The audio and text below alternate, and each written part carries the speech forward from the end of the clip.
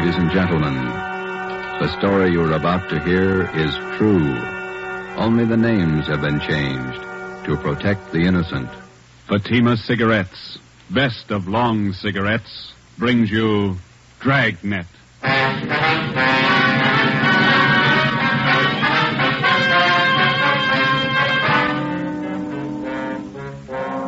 You're a detective sergeant. You're assigned to Juvenile Bureau. A rash of crimes has broken out in your city. Suspicion points to an organized gang of juveniles. Your job, stop them.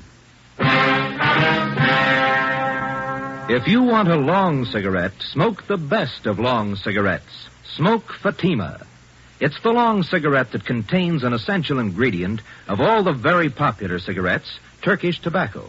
That's why you see the Turkish symbols on the attractive gold and yellow Fatima package. That's why Fatima has a much different, much better flavor and aroma than any other long cigarette. That's why Fatima doubles and redoubles its smokers. Yes, if you want a long cigarette, smoke the best of long cigarettes. Smoke Fatima. Dragnet, the documented drama of an actual crime.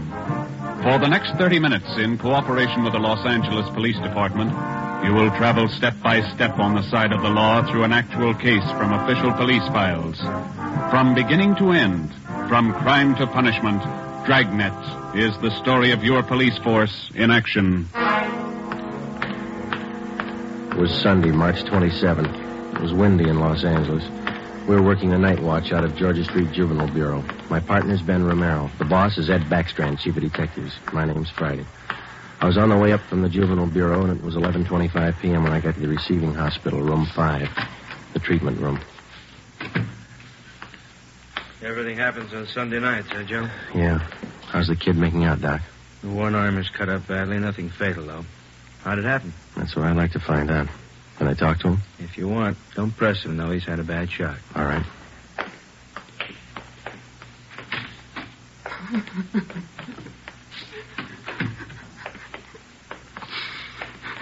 Officer here to talk to you, son. I can't. Tell him I can't talk, please. Just a few routine questions, son. We're going to have to answer them sooner or later. Please, can't you see what's happened already? I can't tell you anything. Jack Monroe, is that your real name? Yeah. How old are you? I'll be 16 next July. Where do you live?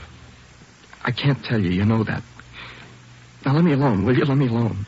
You've been running around with that gang of kids on Spring Street, haven't you? The big timers, isn't that what they call themselves? I don't know anything about it. Believe me, I can't talk.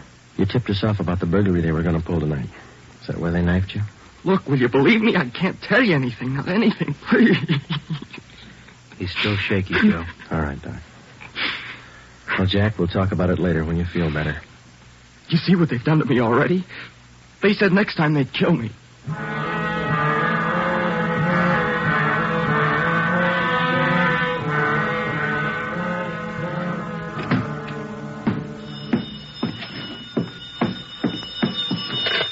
Juvenile Bureau, Friday. Yeah, okay, Fred. Goodbye. How'd you make out, Joe? Not very good, Ben. Captain Bowling come in yet? You checked in while you were gone, wants to see us. Okay. The kid tell you who knifed him? No, I scared him good. He wouldn't tell me a thing. You get a line on the boy's parents, Friday? I got a hold of his father. He's on his way in. How's the boy? Bad knife wounds. Nothing fatal. You know the boy? Not till this afternoon, Captain. He tipped us off about a burglary a gang of young kids were supposed to pull tonight. Did it go through? No, but 2 hours ago, this Monroe kid was found in a vacant lot down on Olympic, cut up pretty bad. The gang must have pegged him. How long is it going to take you to break that up? Well, we're just starting to get a line on him, Bob. Must be nearly 100 in that gang. And every one of them working hard. Take a look at the pin map over here. This spot here, look. All the jobs pulled during the last month, huh? The last 5 weeks, up to date. Red tabs for burglary, must be more than 100. The robberies, green pens, count them, at least 50. There's 5 more orange ones I added for the weekend, auto thefts. You bet those kids are working hard. We got a lead on them. That's more than we had last week. You have to push it harder. Here's the big reason. This line of pins, none in black. Purse snatchings. Purse snatching and rape, 26 of them in the past 5 weeks. They're pretty well concentrated in one area here. That's right. Now, what's the lead you're working on? Right there on the pen map, Captain. Huh? Well, these 2 blocks here, Bob, where Franco Alley intersects Spring Street. Well, what about it? Well, it's the only clear area for a dozen blocks around. There's not a colored pin on it, you see? Yeah. Now, all the rest of the pins, the robberies, burglaries, attacks, they all seem to branch out from this same spot right here in definite patterns. Franco Alley and Spring Street. You figure that's the focal point for the gang? Well, it's got all the marks. For instance? Well, we've been checking that neighborhood for a week. We got it narrowed down to one place. Right on the corner of Franco and Spring. What is it? It's a soda fountain. It's pretty typical. Only it stays open all night, and it gets a pretty good play from kids. A regular hangout, Captain. Pretty tough youngsters. None of them over 18. Who runs the place? Guy named Eddie Ramsey, small-time con man. Had a run-in with him when we worked bunco detail. I remember the name. Smart mouth. Tried to give us trouble when we talked to some kids in there last night. He's got a place set up for him in the back of the store, kind of a club room. It sounds like a good lead. What are you doing about it? Well, just a minute. Captain Bowling. Yeah? Who? Yeah, we'll be right down. The Monroe kid, his father's downstairs, cursing every one of us. What's his problem? Can't understand how his boy got in trouble. Come on, Ben, let's tell him.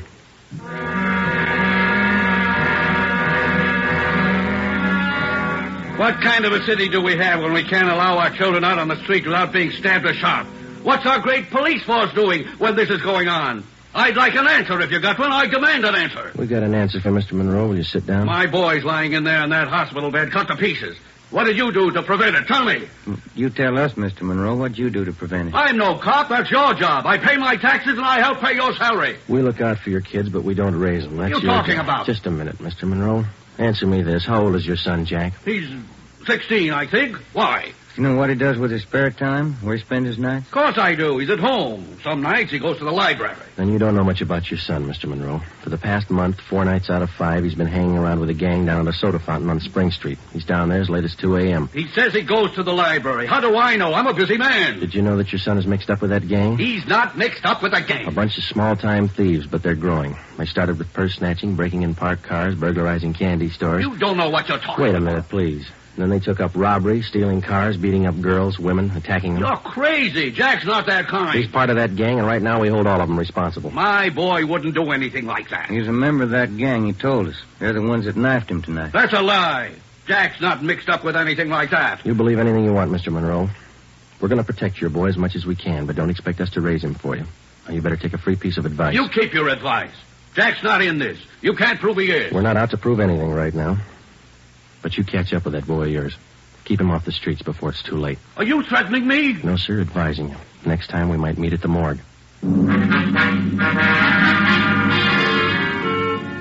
1 a.m. Monday, March 28th. A detail of 50 officers from Juvenile Bureau and Metropolitan Division were deployed for 16 blocks along Figueroa Street. At 5 minutes past 1, they started to move south over an appointed area. In the space of half an hour, 18 young kids, none of them over 17 years old, were picked up off the streets and brought to the second floor at 1335 Georgia Street, the Juvenile Bureau. 4 of the youngsters were girls. At 1:45 a.m., Ben and I checked the soda fountain on the corner of Franco Alley and Spring Street.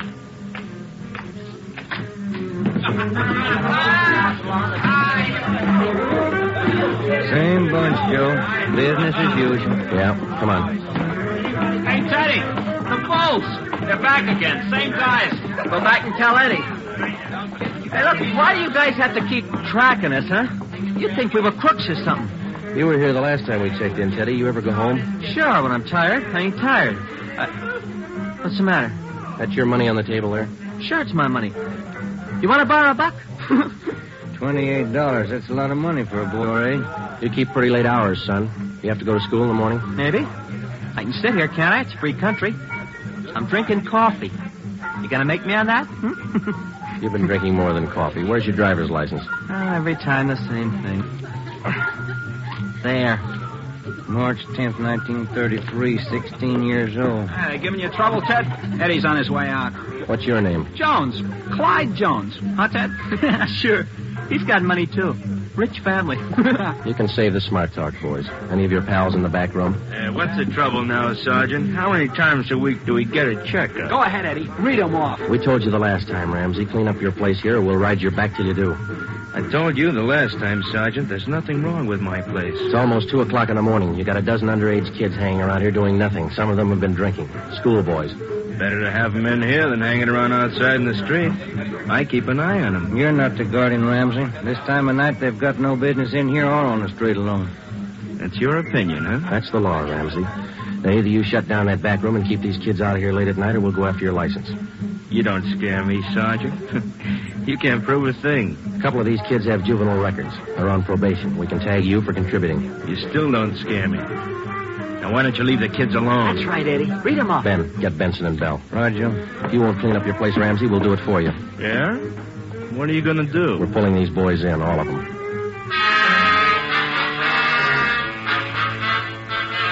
"2:25 a.m. Monday, March 28th. The Dragnet operation had netted 30 juveniles, 26 boys, 4 girls. 24 of the children were between the ages of 16 and 17. They were lodged in the assembly room at the Georgia Street Juvenile Bureau. The other half dozen were 13 and 15-year-olds. They were taken to the juvenile hall at 1369 Henry Street. At 2:43 a.m., we met with Captain Bowling. They're all checked in, 30 of them. All right, in the morning we filed petitions to have every one of these cases brought to the attention of the juvenile court. Make a note of it. Okay, Bob. For the kids with records, ask for detention from the probation department. Right. We'll call their parents in the morning. Call them now. They've got some explaining to do. By 6 a.m., all but 3 of the children's parents had shown up. To most of them, it was nothing new. Their kids had been there before. They'd be there again. They took the lecture from the juvenile officers calmly. As long as it didn't mean trouble for them, they wouldn't worry. When they got their children home, they would reprimand them, not for running the streets, but for being picked up by the police. Ben and I had seen the cycle of the young criminals start before, 100 times over. It had a lot of different endings, most of them sour. During the next week that followed, we booked an average of a dozen juvenile delinquents every night. The clampdown continued, so did the crime wave. 10 burglaries, 4 robberies, 8 car thefts, 6 purse snatchings, 3 assaults on women. 1 week's work. Picked up a new angle on Ramsey today, Captain. He might be fencing for the game. Who gave you the tip-off? One of our informants. Ramsey's brother lives out in the valley. He's supposed to be pushing this stuff. You check him out? Yeah, I couldn't get a thing on him. Well, it might explain what attracts the kids to that soda fountain. It explains those $20 bills the kids are flashing. They steal and rob, and then they sell the loot to Ramsey for nothing. Now, another thing. Ramsey keeps his place open all night, and there's no reason to. He doesn't get that much trade. It's only from the young gang that hangs around there. You question the kids? How do they account for having all that money? Well, most of them say Ramsey lends it to them. They say they pay him back a little at a time. I think he's fencing for the kids. You tried to get his license? No luck, Captain. We can't prove a thing against him. Then we'll do it the hard way. Sweat it out. That night, we drove out to Ramsey's soda fountain and asked him again to clean up his place, to keep the young kids out after 10 o'clock at night, to stop lending them money. He refused. There was nothing we could do. His business was a public place. He could not be held responsible for any of his patrons. In the next 10 days that followed, Ben and I haunted the sidewalk outside the soda fountain. We questioned every youngster as they entered and left. We made more than a dozen arrests. Many of the kids had been drinking heavily. We found some of them under the influence of narcotics. But Ramsey was still in the clear. The crime wave continued sporadically. Ben and I waited for our chance. It was a long time coming. Thursday, April 14th, we had dinner at Johnny Cokin's place, and it was 10:35 p.m. when we checked back in at the office. Hot shot. Grab it, Joe. Yeah. The terminal on Market Street, a 459 and shooting. The terminal on Market Street, a 459. Let's go.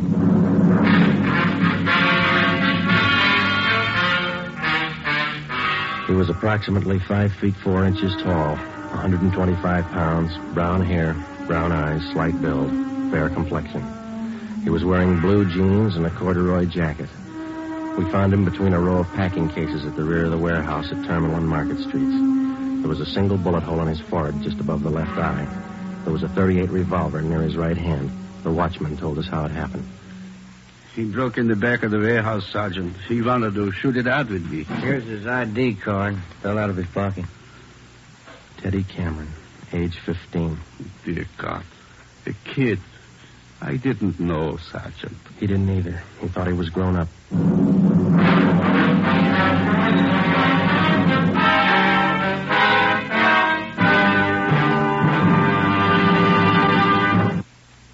You are listening to Dragnet for the solution to an actual case from official police files. Now, here's the solution to many of your Christmas shopping problems. If your friends smoke a long cigarette, give the best of long cigarettes. Give Fatima, and all is well, Fatima. The long cigarette that contains an essential ingredient of all the very popular cigarettes, Turkish tobacco. Give Fatima, and all is well. Fatima. The cigarette that has a much different, much better flavor and aroma than any other long cigarette. Give Fatima, and all is well. Fatima. The cigarette that has doubled and redoubled in popularity. Here are the authentic reports. New York Division. Fatima sales up 132%. Chicago Division. Fatima sales up 453%. Los Angeles Division. Fatima sales up 545%. More and more smokers agree Fatima is the best of long cigarettes. So enjoy Fatima yourself and give Fatima for Christmas in the attractive golden yellow carton.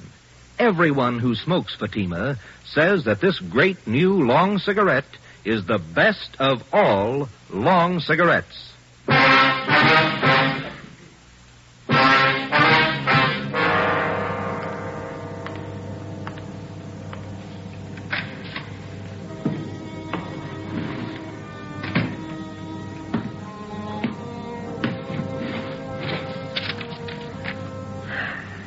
Los Angeles Police Department, Form 311, dead body report.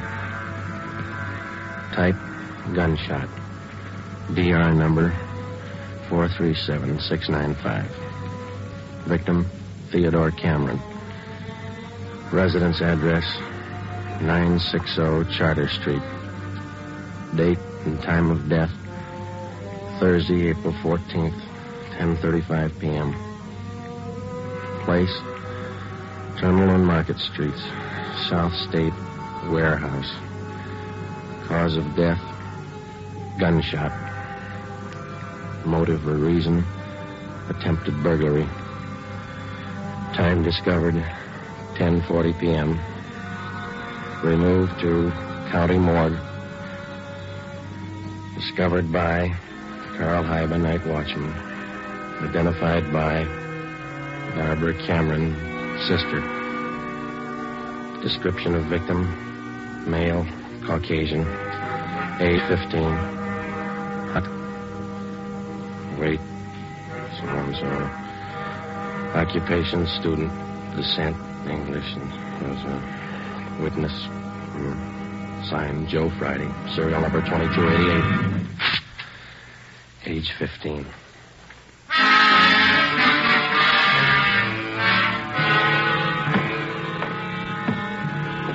Ready, Joe? The Cameron boy's sister. She's waiting in the next room. Yeah. Now, let's go. She taking it hard? Yeah. Morning, Miss Cameron. Good morning. We won't keep you long. Just a few routine questions. Yes, all right. Miss Cameron, how many are there in your family? There were three of us. Teddy, Mike, and me. Mother and father are dead. I work. Teddy and Mike go to school. Mike does. How old is your brother Mike, Miss Cameron? He's 14. You're the sole support of your two brothers? Yes. Do you have any idea who the boys were your brother Ted used to run around with? I don't know them by name. I remember seeing a couple of them once or twice. Mike would know, I think. He and Ted were pretty close, brothers. Do you know if Ted mixed with a gang of kids down on Spring Street? Maybe Mike would know that. Sergeant Teddy wasn't a bad boy. He wasn't a bum. None of us are. I tried to raise the boys like Ma told me. It wasn't easy. We made out. Yes, I understand, Miss Cameron. Our salary didn't have too much, but we got by. Yeah. I figured on getting married. I'm 31. It'd be good for the boy, especially Teddy. He's dead, isn't he? Yeah. I couldn't be in two places at once. Hold a job and watch the kids. That's why I thought maybe a husband. I'm sorry to press, Miss Cameron. Do you think your brother Mike can tell us about that Spring Street gang? How Mike would know. Where can we find him? Staying at a friend's house. I got the address in my bag. Here. That's 2514. I don't write numbers too well. Thank you, Miss Cameron. You've been very helpful. I'll get somebody to drive you home. Oh, do I have to go? Would it be all right if I just sit here for a while? That's all right. I'm tired. Real tired. 2514 West Serrano Street. That was the address Barbara Cameron had given us. It was the home of Mr. and Mrs. Jean Brewer, high school friends of the dead boy's sister. We talked to Mike Cameron. He told us that his brother Teddy had been running around with a gang down on Spring Street. He identified Ramsey Soda Fountain as the hangout. It was 2:25 p.m. when we got back to Georgia Street Juvenile Bureau. Hi, guy. Juvenile Bureau, Romero. Yeah, hold on, I'll call him. You, Joe. Thanks. Friday. Joe, this is Canfield in burglary. Yeah, Homer. You're working that Cameron case, aren't you? Yeah? I got a report on one you might be interested in, out of the same neighborhood. Distillery prowl. What do you got on it? Looks like a juvenile M.O. They got away with 7 cases of Scotch whiskey. Expensive stuff. Okay, we'll hop on it. Bubeck Warehouse, Crocker at 7th. Miss Elizabeth Rice was the auditor in charge at the Bubeck Warehouse. We located her on the mezzanine office row. It was her job to keep a running inventory on all incoming and outgoing liquor stock. She knew her job well. As you know, Sergeant Friday, each and every bottle of distilled spirits carries a United States Internal Revenue stamp. Yes, ma'am. Each stamp carries a serial number together with the name of the firm to whom the stamps are issued. Well, Miss Rice, in the stuff that's missing, the stamp on each bottle carries the case number. Is that right? That's right. Now, what did I tell you? Oh, yes, I have it right here. 7 cases of high-grade blended Scotch whiskey. Now, I have a bottle identical to those in the missing cases. Yes, I see. Now, if you'll just look here. Yes, ma'am. The number on this stamp here, 368-227-9956, followed by the firm name. Could you give us the numbers of the stolen cases? Now, I have them typed out for you right here. 7 cases, 12 bottles to the case, Canada Dry Incorporated, 4 of the red label and 3 of the black label, Johnny Walker. All right, thank you very much, Miss Rice. And you think that this might be a juvenile case, Sergeant? Yes, ma'am, we do. 7 cases, that's close to $600, isn't it? We've lost a great deal more than that, Sergeant. The insurance company makes up for the liquor loss. Yes, ma'am. Those youngsters, who makes up for them? Ben and I left the Bubeck Warehouse with a list of serial numbers of the 7 cases of stolen liquor. We headed back for the Juvenile Bureau. We figured that there was a strong possibility that the Spring Street gang was responsible for the warehouse liquor theft. How were they disposing of the stolen property? That was the key question we had to answer. Ben and I had a hunch and a tip from an informant that the young gang was operating under the guidance of a fence, a man or woman whose job it is to dispose of stolen property. The gang members were close to Ramsey at the soda fountain. Ramsey, the logical suspect. All right, now suppose they did steal the liquor. Suppose Ramsey's a fence. What's he done with the stuff? I don't think he's turned it this fast. He's turned it at all. He wouldn't keep it at the soda fountain, no liquor license. And we've been around too much. He wouldn't keep it in his house. He lives in the rear of the fountain. It's too hot. Only leaves one other location that we know about. His brother's place in the valley. It was 5 minutes to 10 when we turned left off Ventura Boulevard onto Sepulveda. Ramsey's brother had a small farm about 1.5 miles off the highway. It was a modest white frame house planted squarely in the center of an acre of ground. An unpaved driveway led off to the left of the house to the garage. Pull up here, huh? Yeah, okay. Yeah, it looks kind of quiet, no lights. Let's go.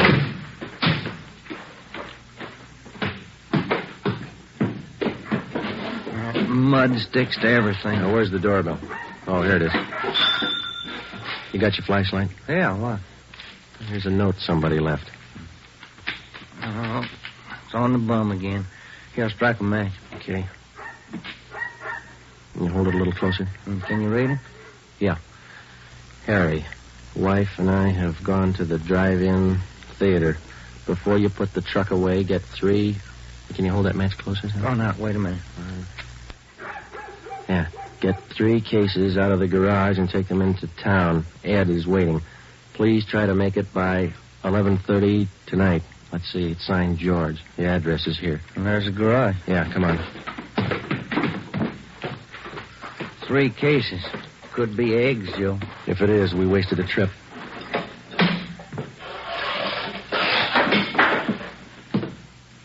Oh, I'm out of matches, Joe. All right, here, use mine. What was that? Checking. Come on. See anything? No. There goes the light. Just a minute. I'll strike another one. You can save your matches. We found it. We found 5 cases of Scotch whiskey on the floor of the garage. We checked the serial numbers against the warehouse list. They matched. We went back to the car and called communications. We had an immediate stakeout placed on George Ramsey's place, and then we headed back for the city. It was 11:20 p.m. when we got to the address we found on the note. Oh, it's about time, Harry. Hello, Ramsey. We can do without the music. What's your problem this time? Hey, you're almost out of scotch, Ramsey. Serial numbers check out, Joe. Sorry I can't offer you a drink. We're too old to drink here, aren't we, Ramsey? Where's your phone? You want to invite somebody? You can see we're out of booze. You got a phone? In the hall. Then call the office. Yeah. All right, what's it all about? We've been out to your brother's place. What happened to the other 2 cases? You drink them here? I gave it to the kids. What are you looking at me like that for, Sergeant? Anything wrong, Eddie? Party's over, kid.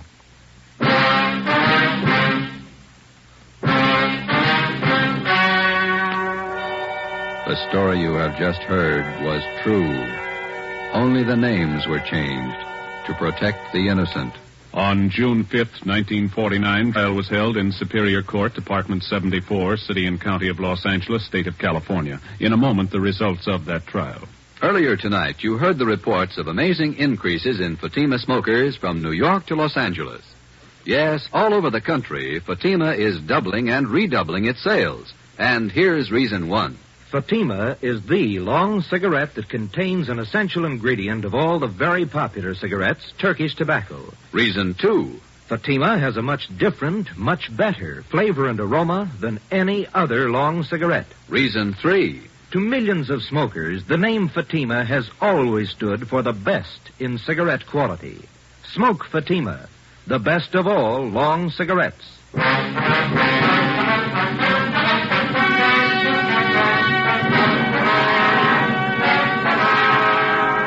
Edward and George Ramsey were tried and convicted in Superior Court of receiving stolen property.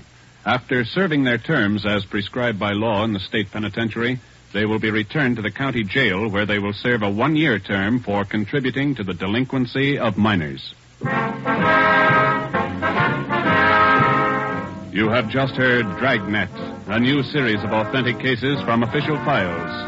Technical advice for Dragnet comes from the Office of Acting Chief of Police, W.A. Wharton, Los Angeles Police Department. Honoring the city of Greenwich, state of Connecticut, and the men who make up the Greenwich Police Department, another of America's great law enforcement agencies. One of these men, Chief John M. Gleason, FBI National Police Academy graduate, who dedicates his life to making yours more secure. Fatima Cigarettes, the best of long cigarettes, has brought you Dragnet from Los Angeles.